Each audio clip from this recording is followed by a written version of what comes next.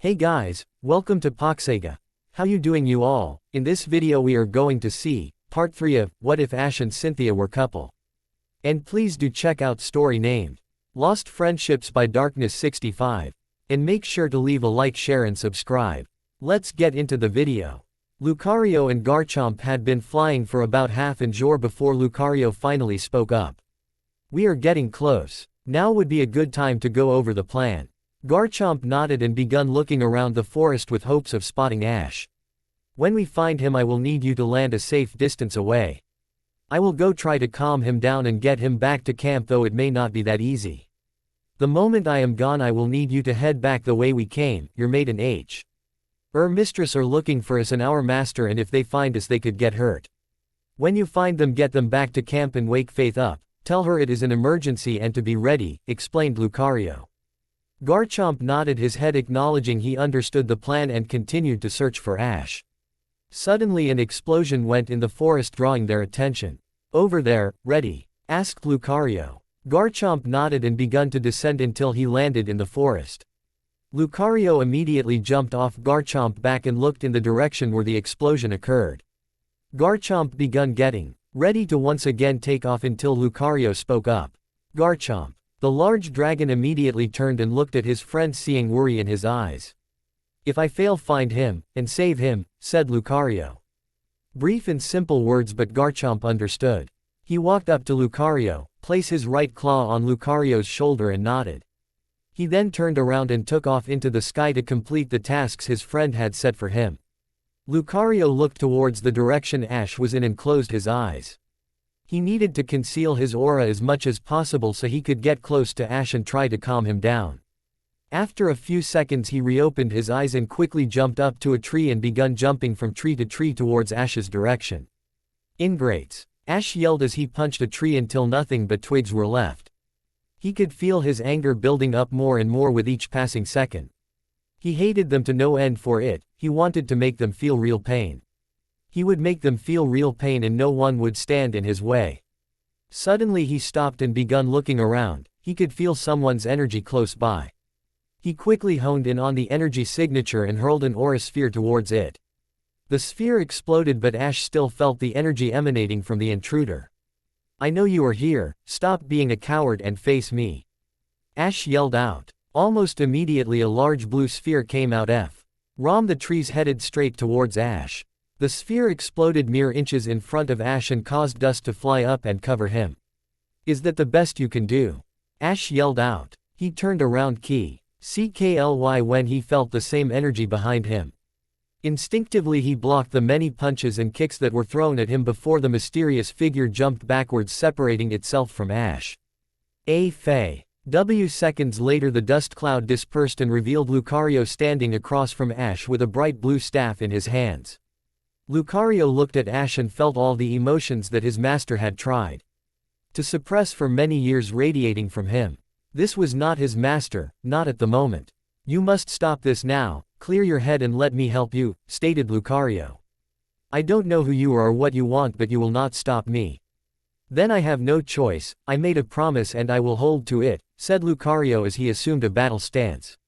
So be it, I will teach you not to meddle in my busin. Ash declared as he suddenly became engulfed in black energy. Garchomp flew through the sky thinking about what Lucario had said. Ash had gone through this before and Lucario had been able to help him. Why would this time be any different? Garchomp believed in Lucario. He knew he would be able to help Ash. He shook his head to clear his thoughts and picked up speed, hoping to find Cynthia and his mate soon. The fight had only been going on for a few minutes, but the area around both Ash and Lucario told a different story. The ground was shattered in many places and there were craters scattered around.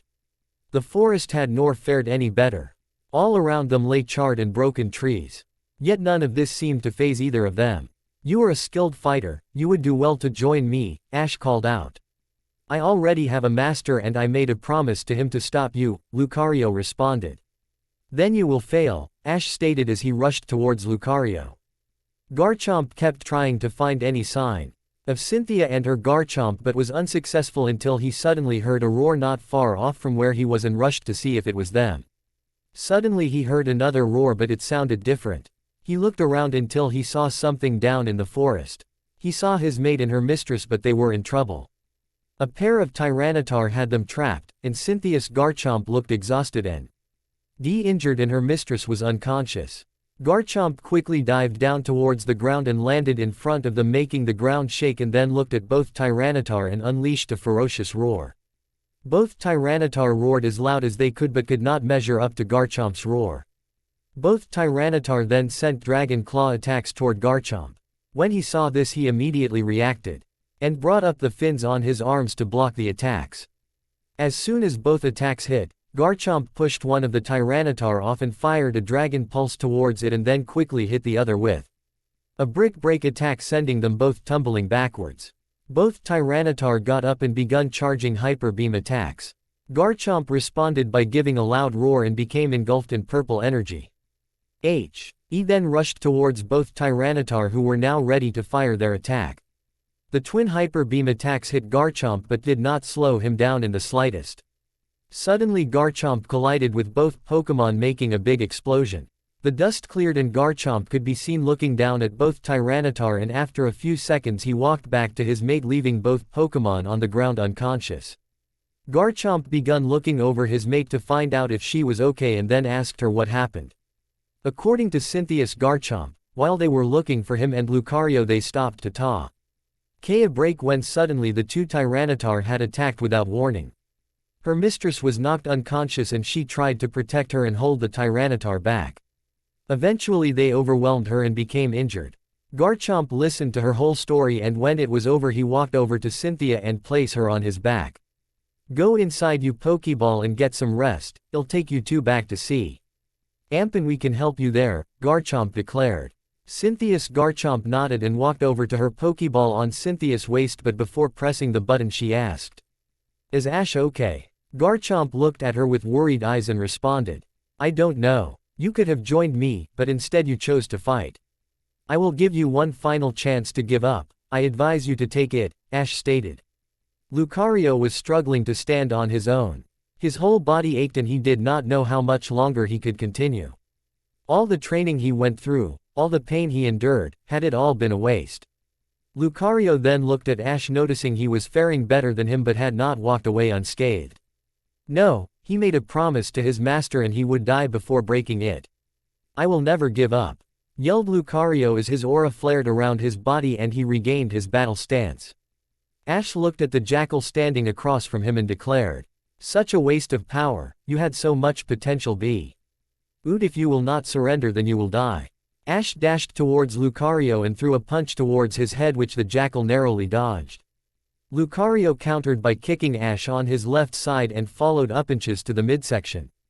Ash quickly recovered and began to block the majority of the punches, and once he saw his opening he attempted to sweep Lucario off his feet. Lucario quickly noticed this and jumped backwards to avoid it. Without using time to catch his breath, Lucario vanished from the spot he was in and instantly appeared behind Ash. He sent another kick into Ash's midsection and vanished again, repeating the process. Every time Lucario disappeared, Ash tried to focus on where the next attack would come from, but Lucario came and went too quickly, and the more damage he took the more effort it took to focus. Lucario continued his barrage of attacks, hoping that Ash would go down soon because he knew he could not keep this up much longer. Fatigue and all the damage he had taken would eventually catch up.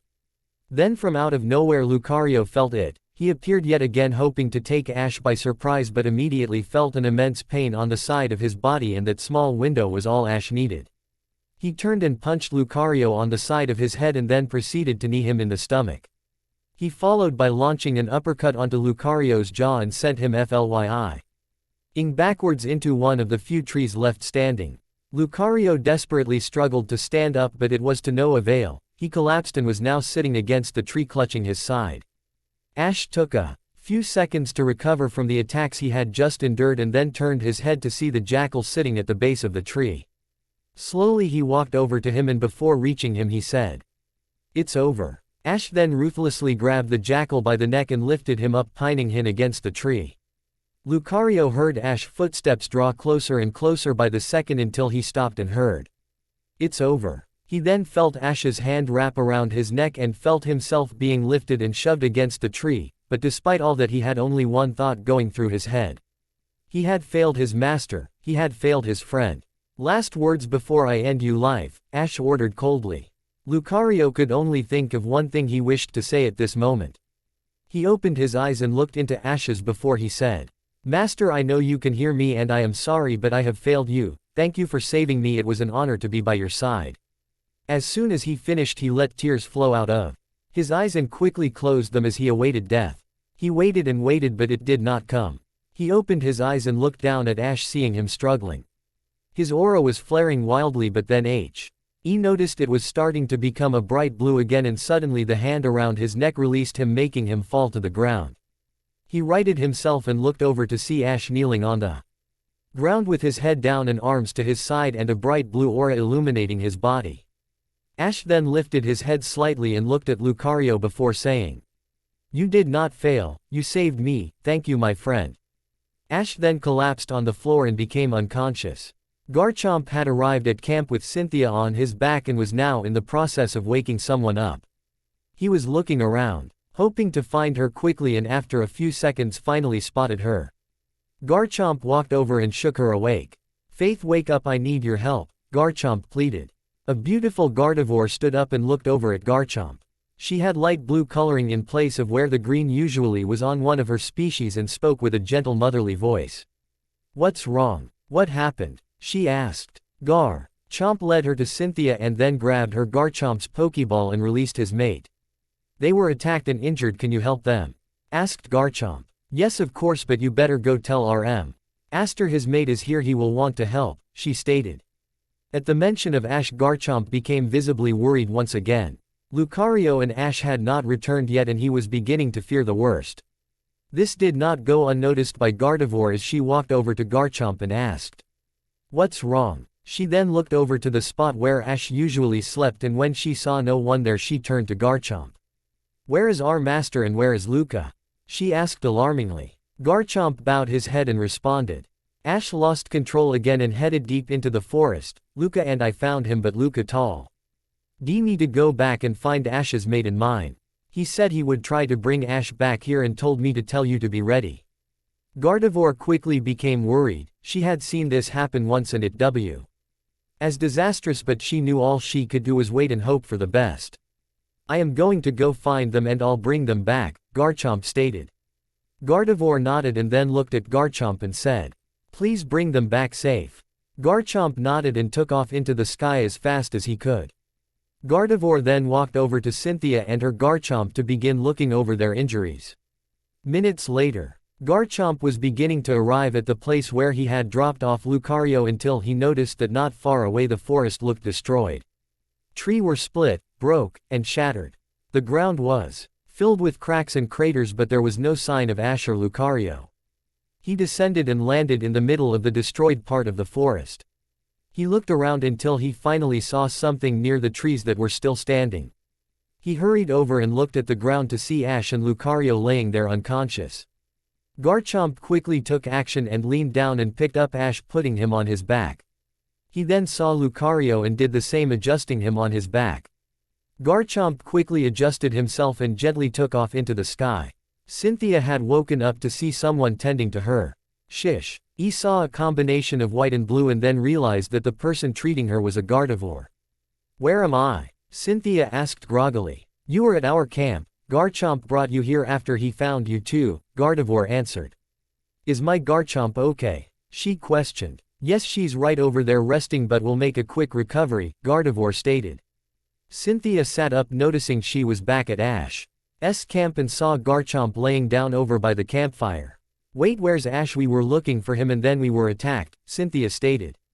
It is not for me to explain, only Lucario can tell you the whole story, Gardevoir said with a hint of worry in her voice. Immediately after saying this, a loud roar was heard in the distance. Gardevoir quickly stood up and looked up at the sky, attempting to spot the large dragon. As the seconds passed, Gardevoir and Cynthia became even more worried until they spotted Garchomp in the sky above the camp. Garchomp gently landed and called them over. Cynthia and Gardevoir quickly rushed over to him but quickly stopped and gasped when they saw both Ash and Lucario laying unconscious on Garchomp's back. Gardevoir quickly recovered and headed over to Lucario, picking him up with her psychic abilities. Cynthia followed by going over to Ash and carefully bringing him down from Garchomp's back. Gardevoir took Lucario over near the campfire and laid him down. Cynthia followed and placed Ash next to Lucario and sat next to him holding his hand. Gardevoir was working on treating Lucario's injuries until he stirred and opened his eyes. "Help our master, I will be fine," he said to her. "But Luca, you're hurt," she started. "Go help him, I will be fine," he commanded. Gardevoir hesitantly left Lucario laying there and walked over to Ash. She began looking over and noticed there weren't any grave injuries, but he was not unharmed. She bandaged him up where necessary and cleaned him off a bit. When she was almost finished, she heard Lucario's voice behind her. "Is he stable?" he asked. "Luca, you should be lying down, you're hurt too," she reprimanded. "Like I said, I'll be fine, but thanks for the concern," he said while clutching his side. He then walked over and sat next to Ash. Lucario closed his eyes and begun to concentrate, making the appendages on his head rise. After a few seconds, his right paw became surrounded by blue innately. He then reached over and placed his paw on Ash's forehead, causing the glow around his paw to spread through Ash's body until it fully surrounded him. Lucario then removed his paw and collapsed on the floor but was still conscious. Gardevoir quickly rushed over to him and helped him. She then proceeded to look over his injuries and heal them as best she could. When she was done, Lucario sat up and leaned against one of the logs placed around the fire. He looked over at his master and saw Cynthia sitting next to him holding his hand. Lucario smiled and looked to his right to see Gardevoir sitting next to him. He looked at her and smiled. She smiled back and put her hand on top of his and whispered, "I'm glad you're safe." Raichu, Lucario, Gardevoir, Cynthia, and both Garchomp were now gathered around the campfire waiting for Ash to wake up. Lucario then looked towards Ash and Cynthia and spoke up. "I heard you were attacked, are you okay?" he asked. Cynthia quickly figured out the question was directed at her. "I'm okay. It's him I'm worried about," she replied looking at Ash. "He will be okay, but I figured you would have many questions. It is one of the main reasons I had Garchomp bring you here," Lucario stated. "On that note, thank you for saving us, Garchomp," Cynthia added. Garchomp slightly nodded in a way of saying, "No problem." Cynthia then turned to look at Lucario once again and said, so many things I want to ask, but I don't know where to begin." "I will tell you everything, you deserve to know, but it is a long story," Lucario warned. "I have time," she replied as she looked at Ash. Lucario nodded and begun to tell Cynthia the whole story.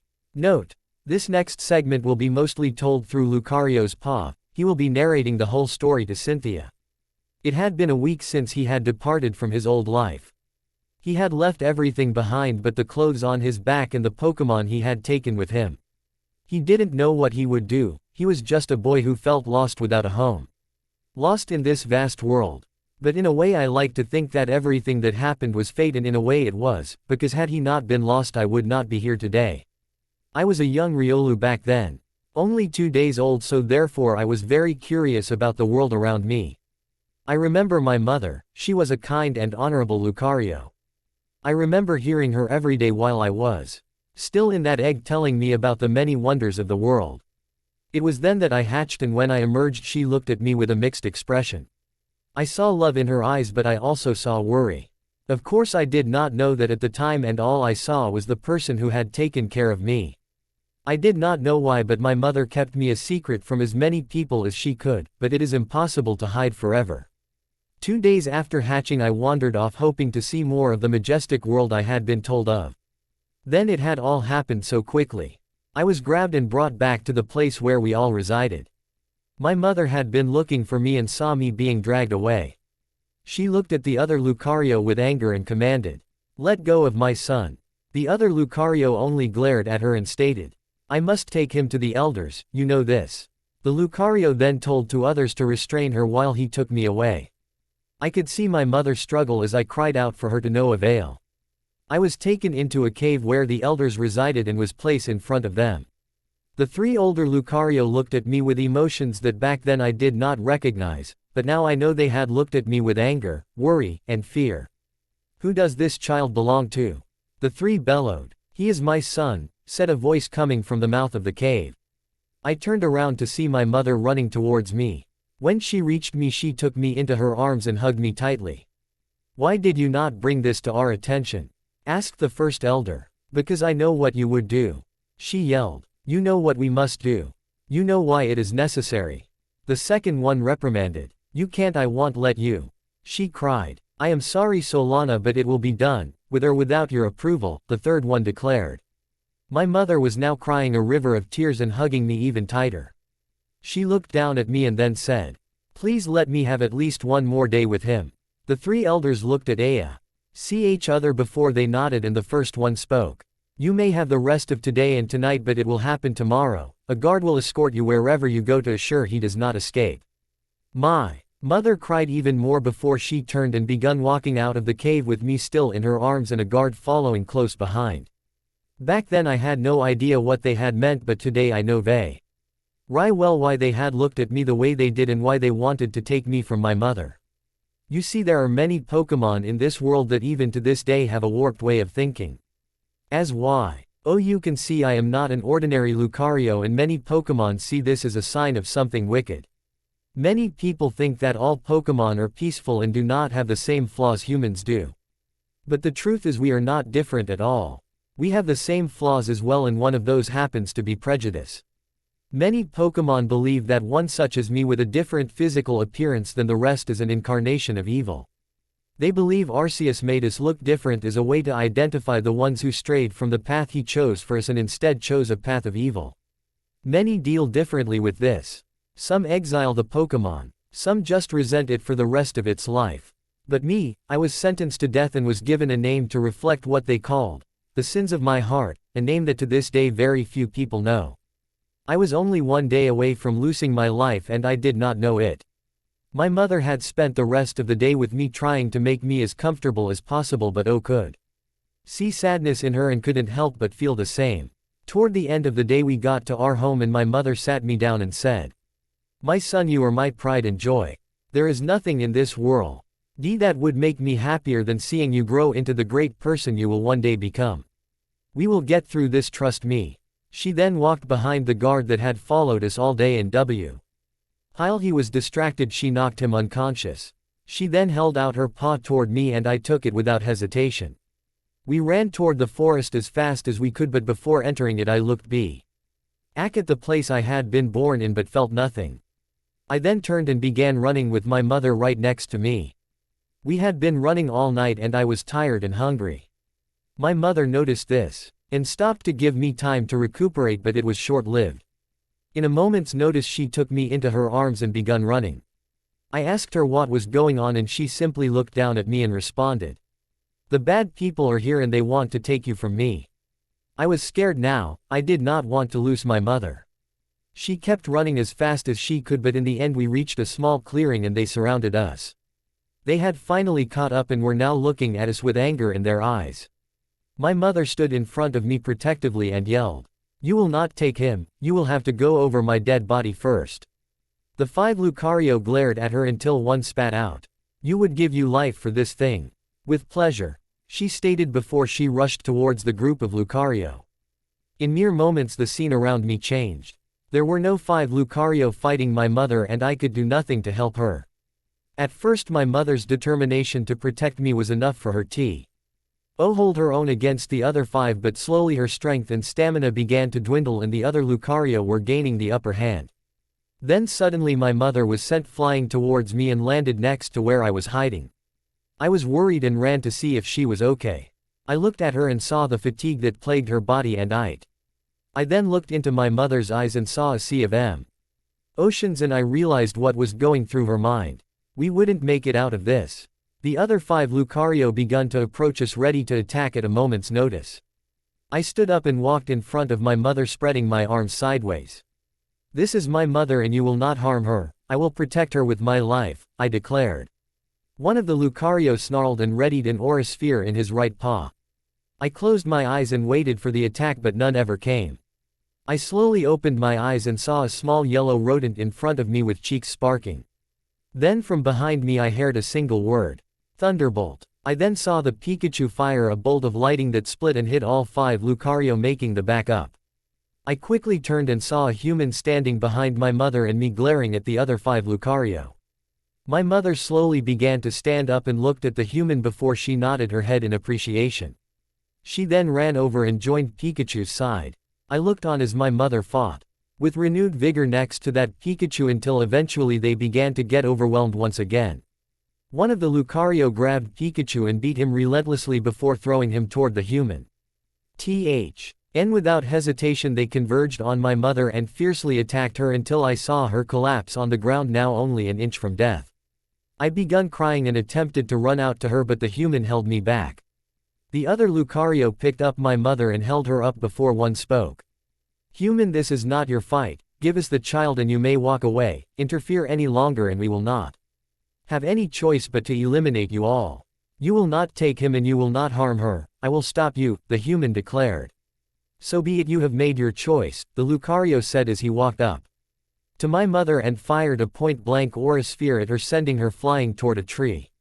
Tears began flowing from my eyes as I called out to her, but there was no answer. I collapsed to the ground crying until I felt something immense. A wave of energy washed over me, but this was no normal energy. I was young, but even then I could tell this energy was full of anger, pain, and hatred. I quickly begged, looking around the clearing until my eyes stopped on the human behind me. He was surrounded by a dark energy, an energy much like the one I had seen my species manipulate, but this one was dark and it was very strong. What I saw next I would never forget. In the blink of an eye the human was in front of LL5 Lucario and began fighting them. I could not believe what I saw. One by one each of THM fell on the ground unconscious until all that was left was the human. It took me a couple of seconds to recover from my shock, but I quickly ran over to my mother to check on her condition. I saw her laying there battered and bruised as she struggled to open her eyes and spoke her last words to me. "Go with him, my son, he will protect you, I love you." Her eyes then slowly closed and she stopped breathing. Once again tears flowed from my eyes and fell on my mother. I then looked back to see the human on his knees before he fell on the floor unconscious. Aura is the energy flowing throughout everything in this world. Everyone in the world is capable of harnessing the power of aura, but very few choose to do so as it requires immense amounts of dedication. Should anyone choose to harness the power of aura, they would need to awaken the power within them first. There are 3 ways to awaken the energy inside of yourself. The first way is by training. Many aura guardians use this method to awaken their aura, as it is the safest and most controllable way of doing it. The second way is by being in a life or death situation. It is known that some have awakened their aura in an attempt to avenue themselves in a life or death situation. If awakened this way, aura can take longer to fully control. Finally, there is the third and most dangerous way, emotions. There are few emotions powerful and how to make this happen, and none of these emotions are good. Once the person's aura is awakened in this way, anytime they feel extreme anger, hate or emotional pain, they are consumed by those emotions, making them unpredictable, uncontrollable, and very powerful. This is what happened to our master on that day many years ago, and tonight as well. When I lost my mother that day, I believe he saw himself in me. He saw himself losing his mother and being betrayed by the people he trusted most all over again, and his aura awakened through all the emotions flowing through him. When he saw his old companions again tonight, something must have happened and those emotions overtook him. But now that he can expertly control his aura, he is near impossible to defeat when that darkness takes over him. Why, by being able to control that power, will he be free from that darkness and finally have mastered the aura within him. But until then, I will be there to help him ward off the darkness. End of Lucario's POV. Cynthia was speechless from what she had just heard. She felt guilt build up inside her because she believed all the feelings and emotions Ash held down were partly her fault. With Ash's head now on her lap, she stroked his hair and leaned down to give him a soft kiss before she whispered, "I'm sorry." Lucario saw this and spoke up. "I hope that answered any questions you might have had."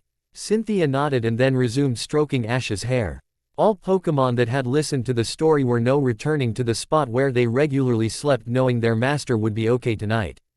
Lucario then slowly got up and walked over to sit next to Cynthia. "Everyone here has been told this story at one time or another, but you are the only human to have heard the whole story," Lucario explained. Cynthia was shocked. She could not believe they trusted her so much considering she had only met them a few days ago. I see you are shocked to hear this, but we trust you and so does he. He talked about you a lot all those years he was gone, how he hoped that one day he would see you again, and in all those years I have not seen him happier than when he is with you. He respects you and would risk his life for you, and so would we, explained Lucario. You've had a rough past, Lucario, and I am sorry about your mother, but I am grateful that you trust me enough to tell me, said Cynthia. My true name is something I have not told anyone but my master and Faith, but I trust you enough to reveal it. Lucario began to say. Lucario, you don't have to tell me, whichever name they gave you all those years ago does not reflect what you are today. I see a loyal and honorable Lucario that I am proud to call my friend. Cynthia stated. Lucario looked at her and smiled. To him Cynthia was so much like his master, and he was happy they were together. Lucario got up and before walking back to Gardevoir he said, My name is Despair, thank you for your kindness, mistress. Cynthia was now frozen at what she had heard. Lucario had called her mistress and told her his real name. She felt honored, but mostly she felt like part of the family. She looked down at Ash, smiled and slowly drifted to sleep. The sun had arisen and was shining brightly in the sky.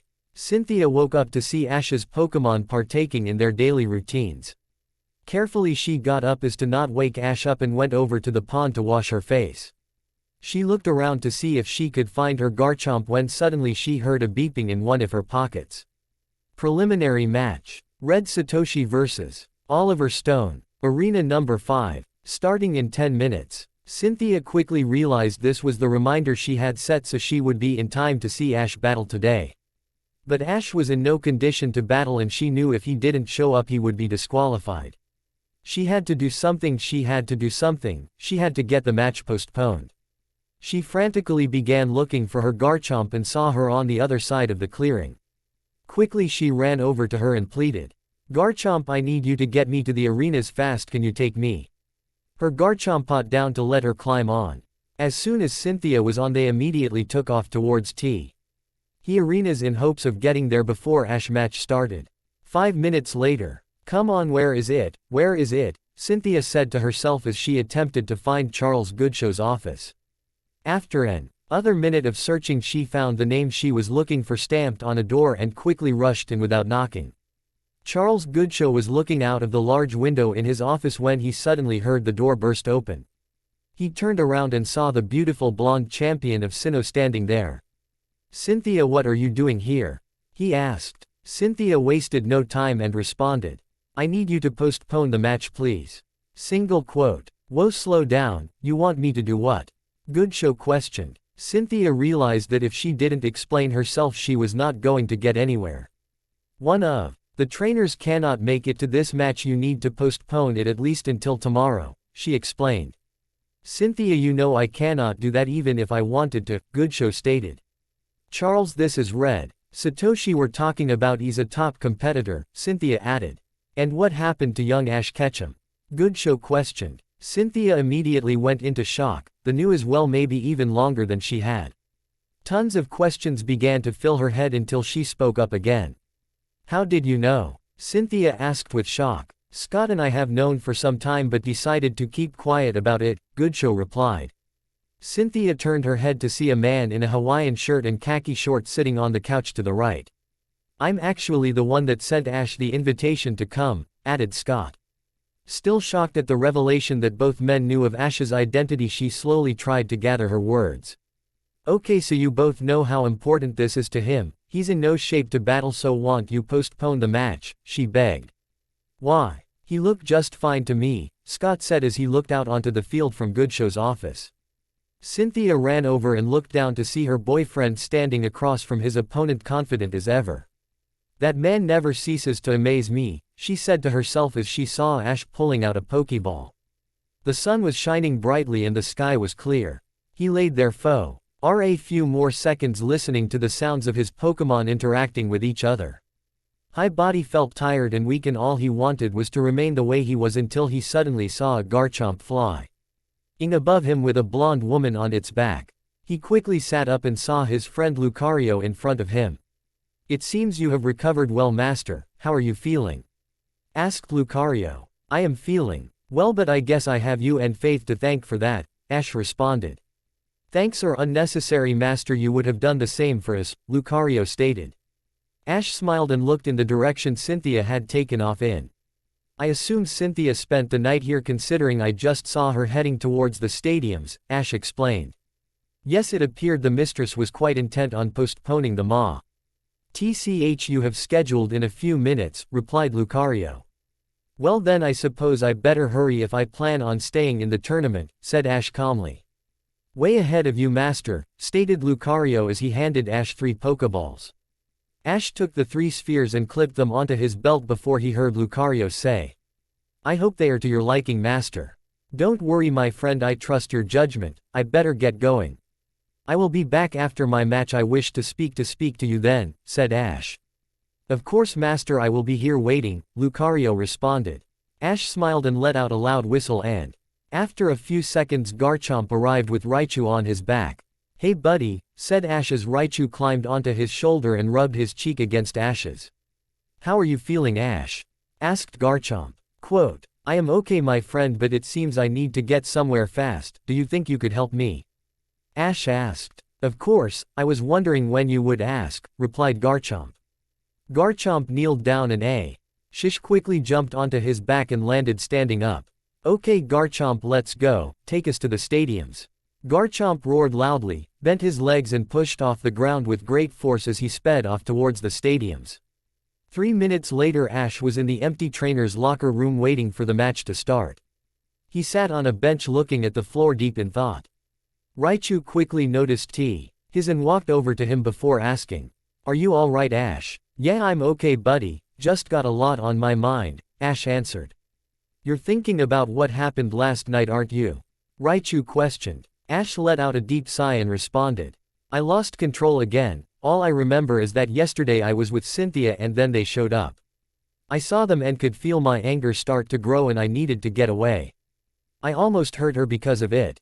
It happened again and I could do nothing to stop it. The last thing I remember is that Lucario snapped me out of it, but I saw him lying there bruised and battered. It broke my heart to see him like that. I never wished to hurt any of you. All of you are my family, all of you trust me with your lives, but I broke that trust last night and I hurt one of my family." Raichu saw a lone tear fall on the ground and then climbed onto his master's lap and stated, "Ash, you are our friend and our family, we will always trust you no matter what. There is nothing and no one in the world that can make us doubt that you care for each and every one of us. You were not yourself last night and everyone understands that.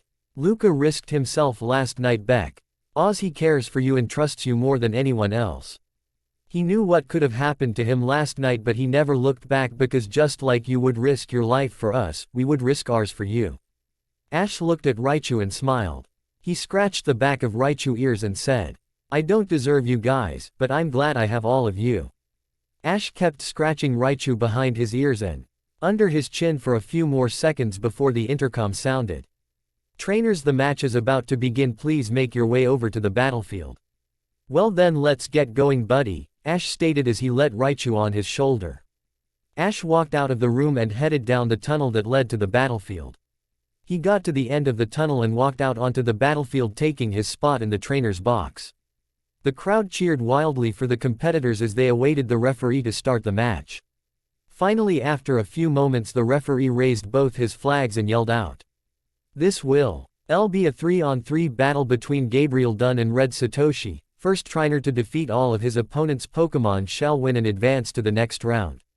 Ready, begin. Cricketune, come on out," exclaimed Gabriel as he threw his Pokeball. Ash looked down at Raichu and said, "Well buddy, I guess it's time to find out who Lucario chose for us." Ash reached back for his Pokeball confidently and grabbed the first one. He tossed the Pokeball out onto the field and smiled when he saw a small brown fox-like Pokémon appear before him. Eevee looked around and saw the many people that surrounded the stadium. She began to get a bit intimidated until she heard the voice of someone she recognized. She quickly turned around and saw Ash and Raichu standing there. "Hey Eevee, it's time for your first match, are you ready?" asked Ash. She looked at Ash and Raichu with worried eyes. Raichu gave her a smile and nodded as a way of telling her she could do it. The confidence that both her trainer and our mentor were showing her made her own confidence rise up. She looked at Ash and gave him a confident nod. "You may have the first move," Ash declared to his opponent. "Cricketoon use X scissor," shouted Gabriel. The Cricketoon crossed its arms and fire an X-shaped attack towards Eevee. "Use quick attack to dodge and then use shadow ball," Ash ordered. Eevee quickly took off dodging the attack and immediately fired a shadow ball at Cricketoon. "Use night slash to counter," Yell charged one of his arms with dark energy and struck the shadow ball making it soar in another direction. "Eevee use quick K attack again and wait for my command," Ash instructed. Eevee once again took off running toward Cricketoon, but before she got to close he heard Cricketoon use bug buzz. Cricketoon quickly began emitting a buzzing noise that stopped Eevee in her tracks. She couldn't stand the noise she was hearing and was hoping that it would stop soon. Then suddenly she heard something, not from around her but in her head. "Eevee, it's me, Ash. Don't worry, just calm down and do as I say. Use shadow ball followed by quick attack." Eevee calmly tried to tune out the noise, created a shadow ball and fired it. "Shish." Eevee then did as Ash had told her and took off towards Cricketoon. "Eevee use Iron Tail now," Ash exclaimed. Now able to clearly hear her trainer, she jumped up in the air just as Cricketoon had finished dodging her last shadow ball. Eevee hardened tail struck and sent the bug face first onto the ground. "Use shadow ball while it's down," declared Ash. Eevee did not hesitate and begun to fire continuous shadow ball attacks toward the spot where Cricketoon had landed. After a few more seconds, Eevee ceased fire and returned to her trainer's side. Gabriel was astonished at how that Eevee was able to do some serious damage to his Cricketoon, but it seemed she was getting tired.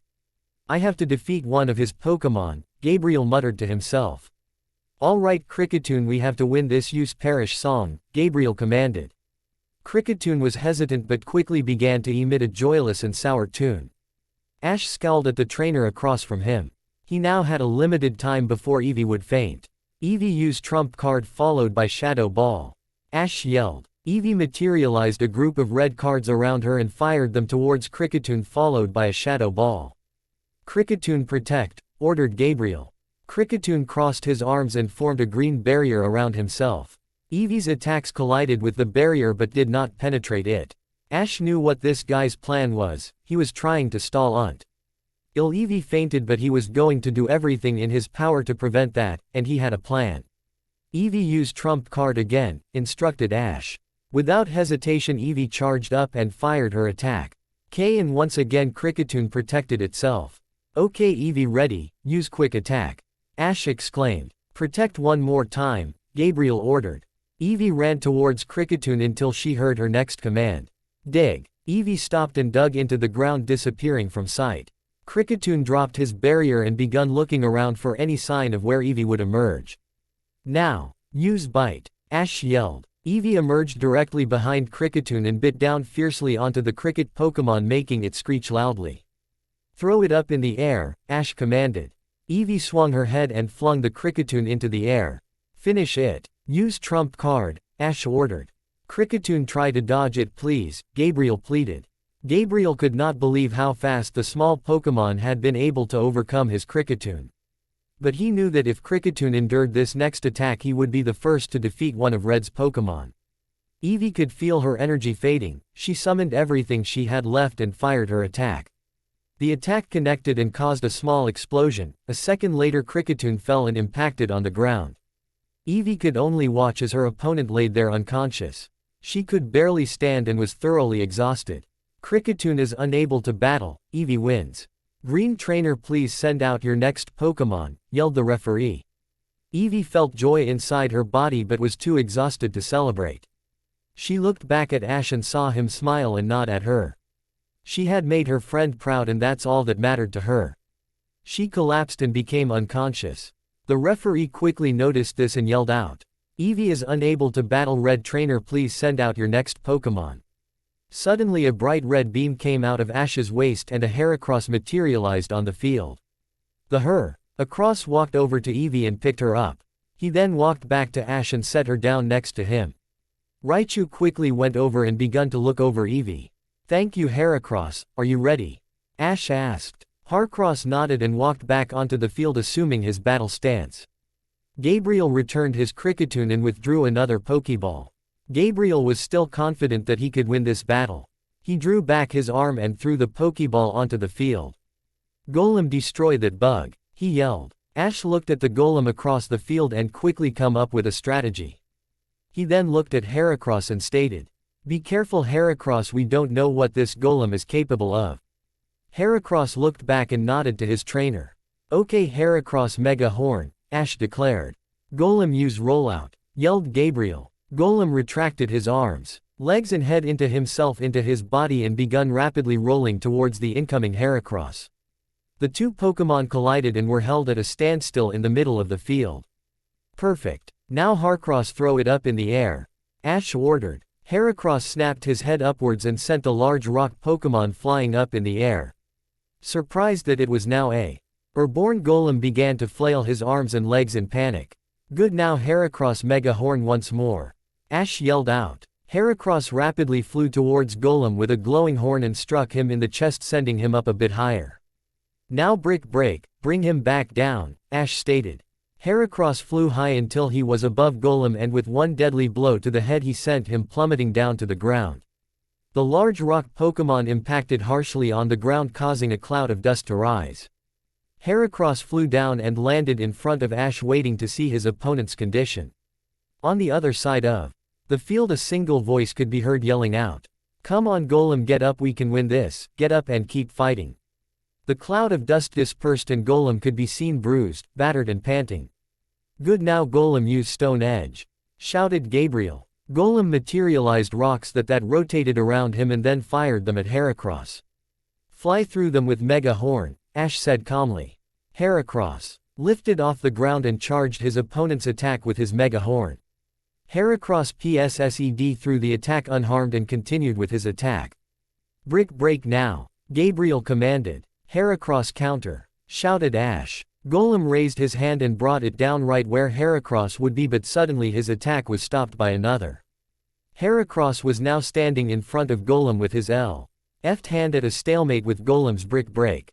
Without wasting any time, Heracross charged up his right hand with a Brick Break attack and struck Golem in his midsection, making the large Pokémon forfeit his attack and rear back in pain. "Close combat, finish it," Ash declared. Heracross immediately begun assaulting his opponent with punches and kicks. Gabriel could see that his Golem would not last much longer and he refused to lose to Red. He looked at his Pokémon being pummeled and yelled, "Golem explosion." Ash's eyes quickly widened and he yelled out, "Heracross, move." Heracross heard his trainer but was too late. Golem glowed white and caused an enormous explosion that engulfed the field in smoke. Gabriel was quick and returned his Pokémon before he spoke up. "Well Red, that's another one of your Pokémon down. It seems that I will be the one to finally defeat you. I guess we're still tied." "Then you better guess again," Ash remarked coldly.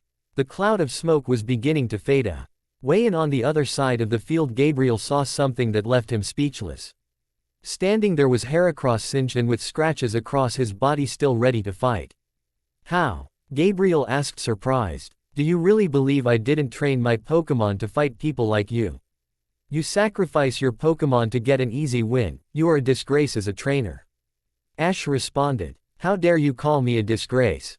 I'll show you that I can defeat YL."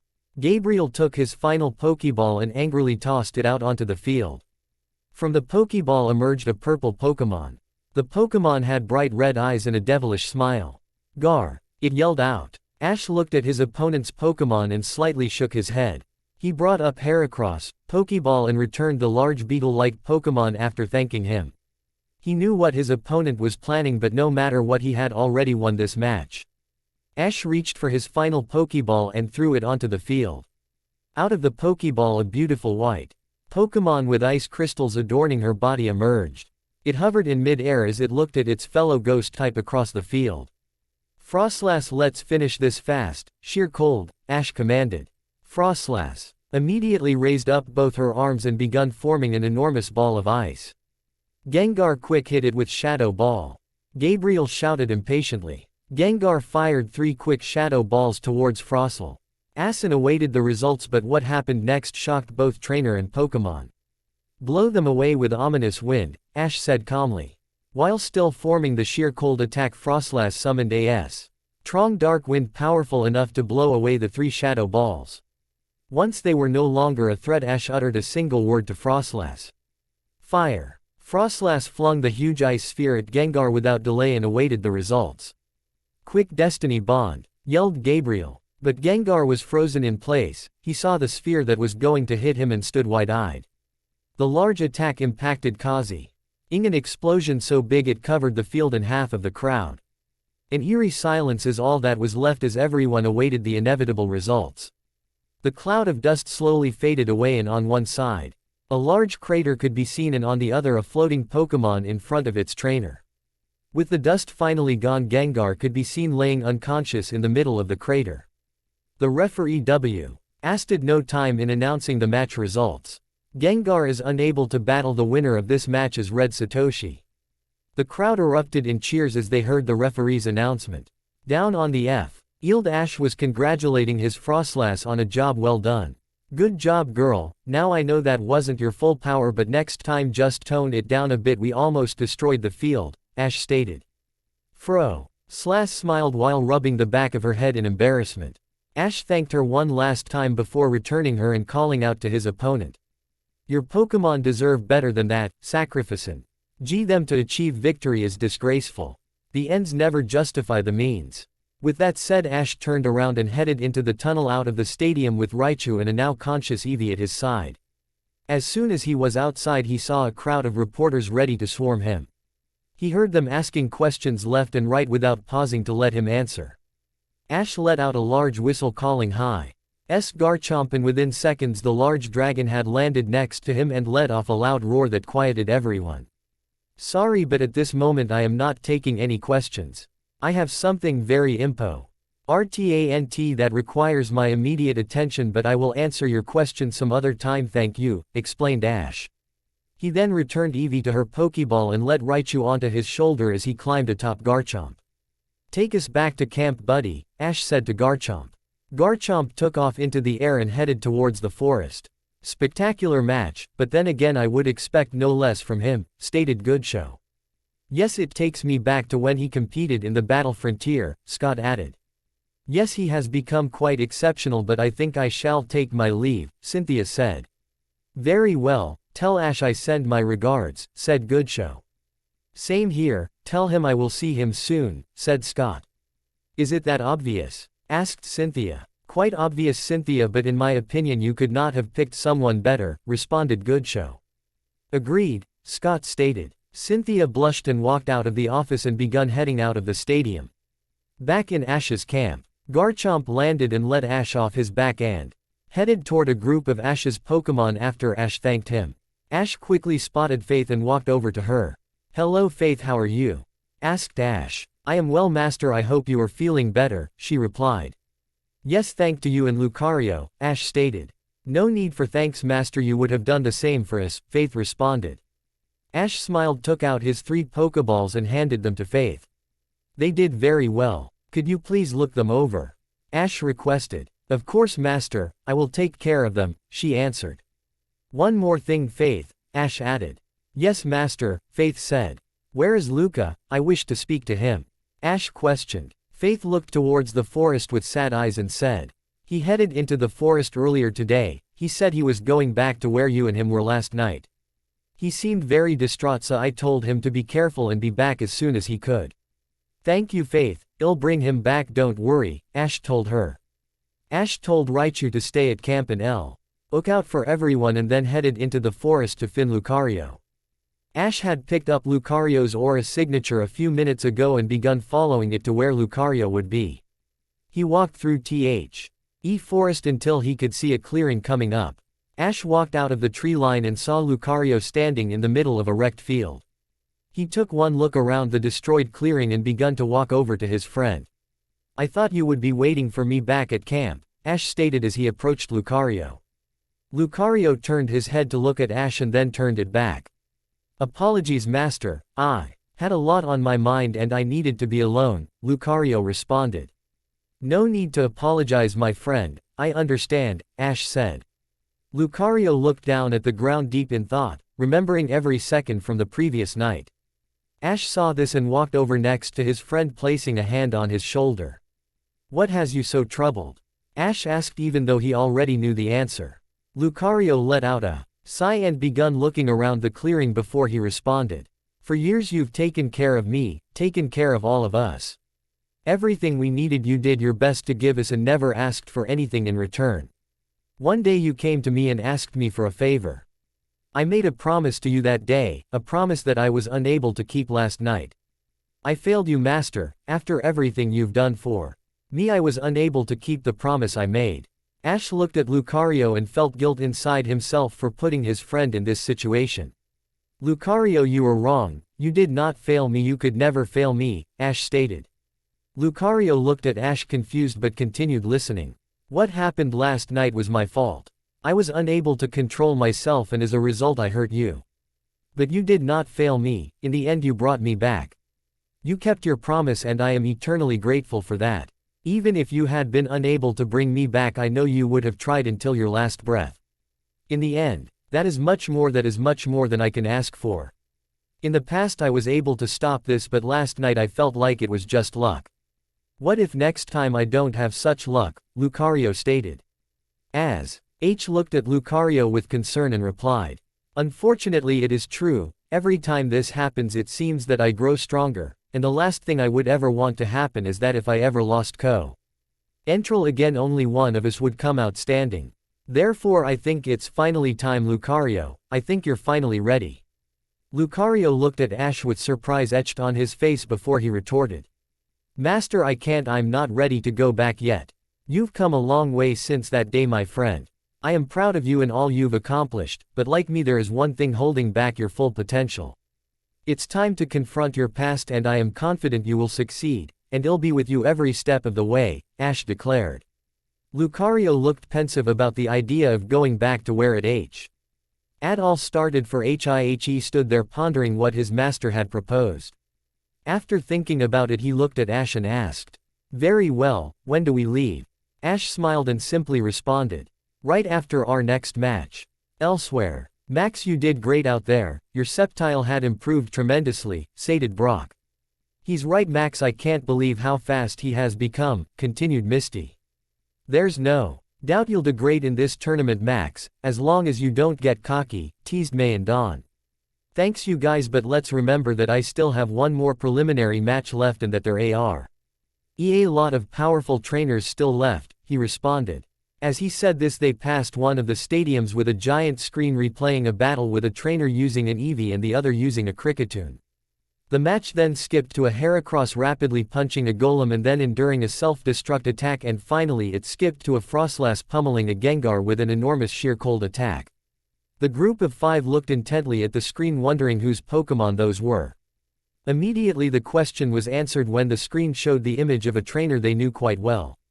Red sat. Oshi stood there thanking his Frostlass for a job well done and then was seen walking out of the arena. Max sighed and continued walking.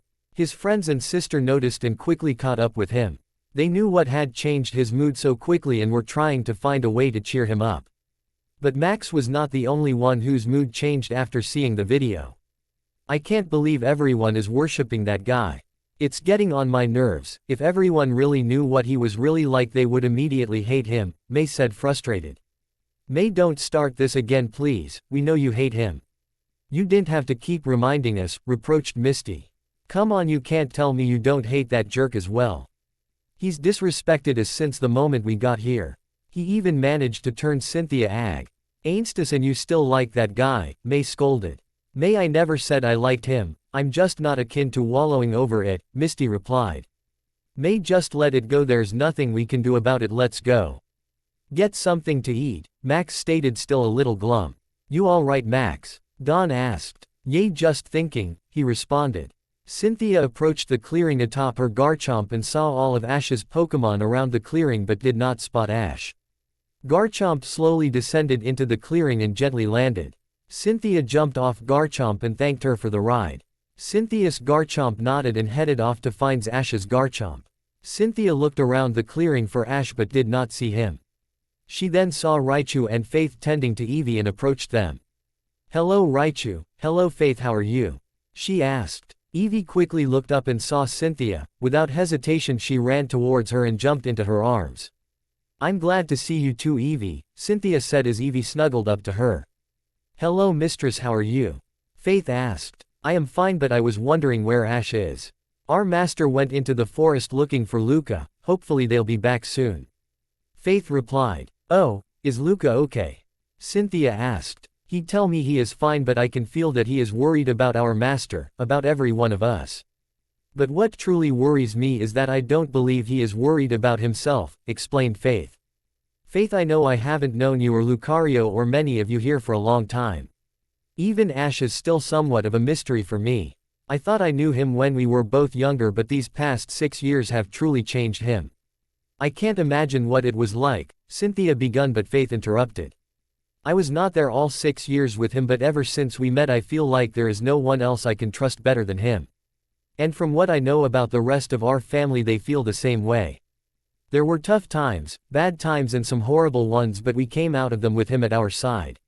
Sure, you were not physically there for him and he always said we were his driving force, but we all know that had it not been for his memory of you he would not have endured it, Faith explained. Cynthia's eyes were watering, but she continued her explanation from earlier.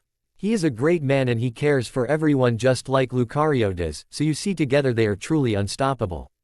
Luca W. Old not let anything happen to Ash, just like Ash would not let anything happen to Lucario, Cynthia finished. I understand that they wish to protect all of us, but I cannot help worrying, Faith responded. Cynthia looked at Faith with a smile and jokingly said, that's understandable, it is our job to worry about them but also to keep them within their limits. Faith gave Cynthia a small smile and said, if not us, who else? They both laughed and continued walking until they saw Ash and Lucario come into the clearing and headed towards them. Until then I want you to clear your head and relax, Ash said to Lucario. Lucario nodded and noticed Faith and Cynthia heading towards them. Excuse me master, I will tell Faith about our plans, stated Lucario. Of course, go ahead, I will see you later, responded Ash. Lucario walked over to Faith and Cynthia and bowed his head as he said, hello mistress, I hope you are well after last night. Cynthia put a hand on Lucario's shoulder and replied, I am doing fine Luca.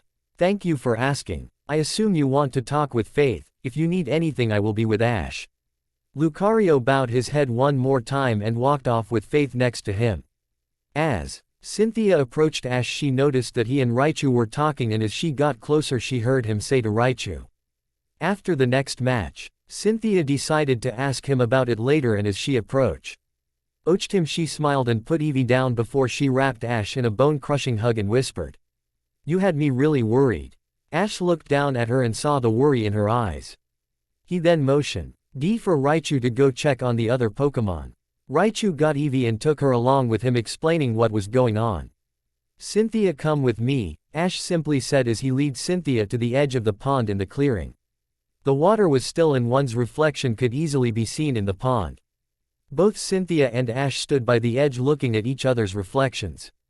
After a few moments Ash looked up and begun. Every day I wake up and look at my reflection in the water, and every day I ask myself the same question. Is there any part of the old me still in there? I may see a glimmer of it some times and other times nothing, but then I realize that even if there is, it could never again be the same. As a child I thought of the world as an innocent place where justice and good were the dominant powers. But throughout all this time I have seen the world's true reflection. And it opened my eyes. There is no question on whether or not I have changed, and maybe not for the better. But this way, I can help the world become more like I used to see it as a child. As Ash finished, a single tear fell from his eyes and onto the still water of the pond, causing small ripples to form.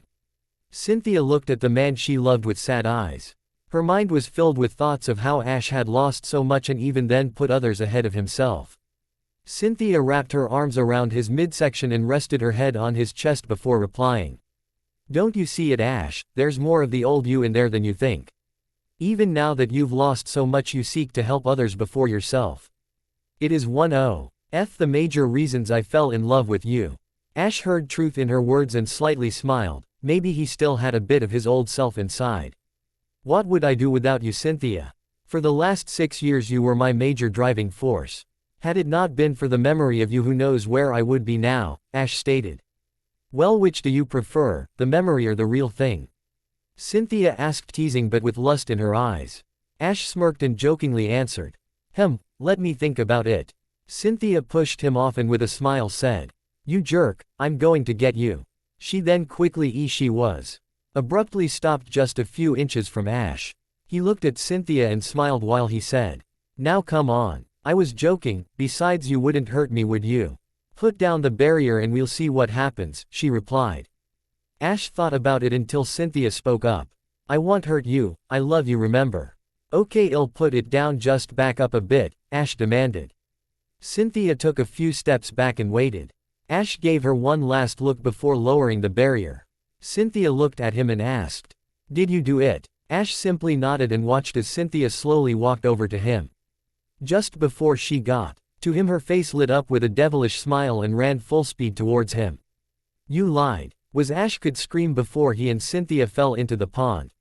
1 hour later, Cynthia and Ash were sitting on a small island in the middle of the pond while they looked up at the sky. Ash, can I ask you something? Asked Cynthia. Yeah, of course, he answered. When you came back from the forest you were saying something to write you about after your next match, Cynthia stated. Ah yes, do you want to know what I was talking about? Ash responded.